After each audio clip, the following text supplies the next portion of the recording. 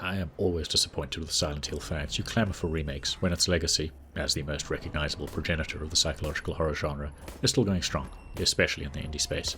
However, you'll rarely see those same fans promote any of these indie titles, assuming they're even aware they exist. That's a shame, as Signalis, more so than any other recent psychological horror game I've played, manages to emulate many narrative and gameplay elements that made 1999's Silent Hill so memorable. Coming from the two-person team, Rose Engine, it's also a fantastic game for classic survival horror fans in its own right.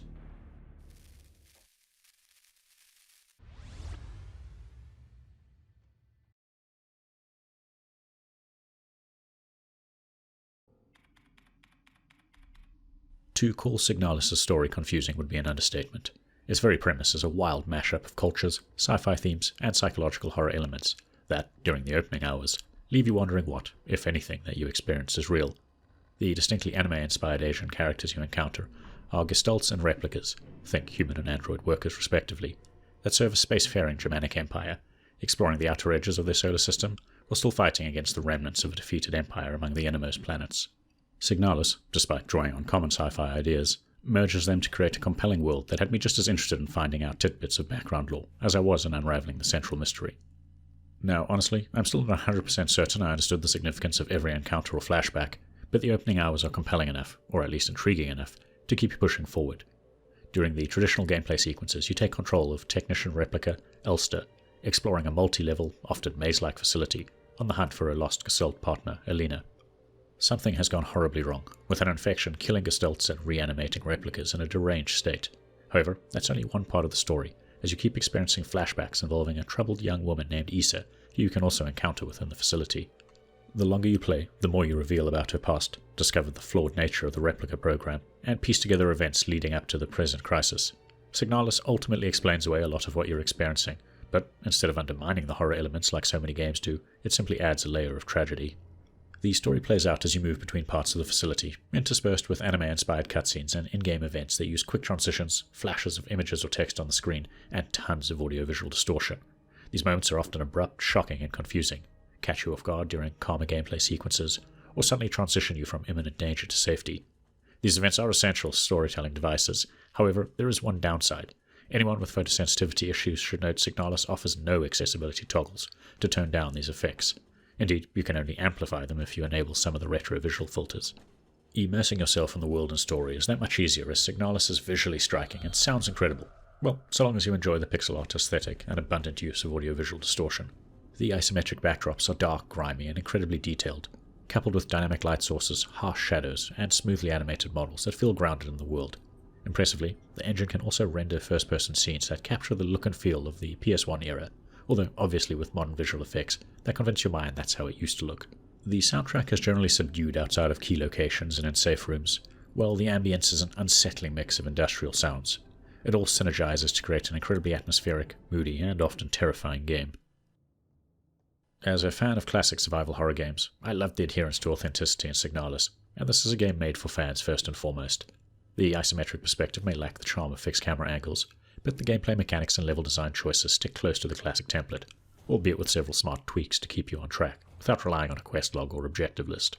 There's a focus on careful movement to avoid enemies, deliberate gunplay to preserve ammunition and powerful weapons, key hunts that lead you ever deeper into the facility, and a limited inventory that forces you to plan your outing and consider what is essential.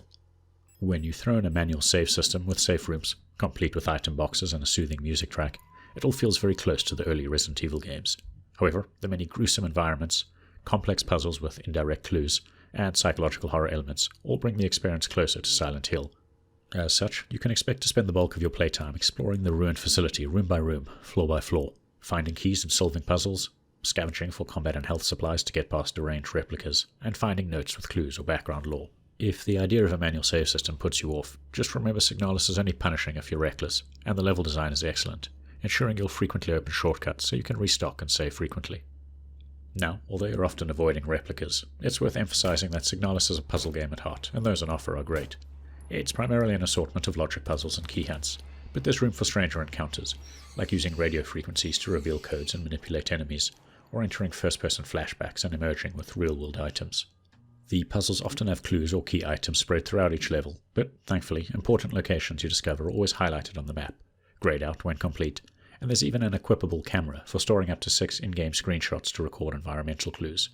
When you couple these assists with a map that tracks accessible, locked and blocked doors, SIGNALIS will never leave you uncertain of where to explore next. Now, combat has always been an integral part of survival horror games, even if it's rarely the focus. SIGNALIS is no different, and there's not much more to it than aiming, waiting for a reticle to tighten, and occasionally using a situational secondary tool like a stun prod for quick knockdowns. With limited resources and the possibility of replicas respawning if you backtrack too often, planning is more essential than killing, and encounters always feel suitably high risk when you're going up against corrupted replicas, each with a moveset based around their previous civilian or military function. Most have been partially blinded by the infection and shuffle around on patrol, so moving slowly and keeping your distance is the best way to avoid unnecessary firefights. The protective variants, which can detect you at a greater range and whittle down your health with a swipe or two, are a much bigger problem. They still go down quickly enough, but you'll want to use an incredibly limited supply of thermite flares to keep them that way, which means studying the map for important locations and choosing to clear a few safe zones. Boss fights are, thankfully, rare, and not just about hoarding powerful ammunition. Instead, the focus is on pattern recognition and timing. These design choices, coupled with 3 combat difficulty levels and the ability to run past most encounters, meant I never felt the exploration and puzzling elements were stifled by the combat.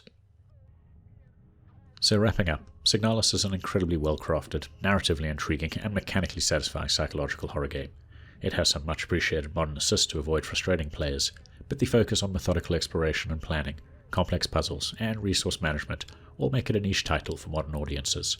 If you're part of that niche audience though, it's hard to find many faults, aside from potential accessibility issues, or the few times the auto-aim failed to lock onto a nearby target. At worst, you could argue the gameplay loop is perhaps a little too predictable given its adherence to classic designs, but even then, SIGNALIS remains an incredible example of how an indie developer can master a genre in a way dozens of bigger developers have failed to over the last 2 decades. If you've got this far, please consider giving this video a like and maybe subscribing, as it helps our channel grow.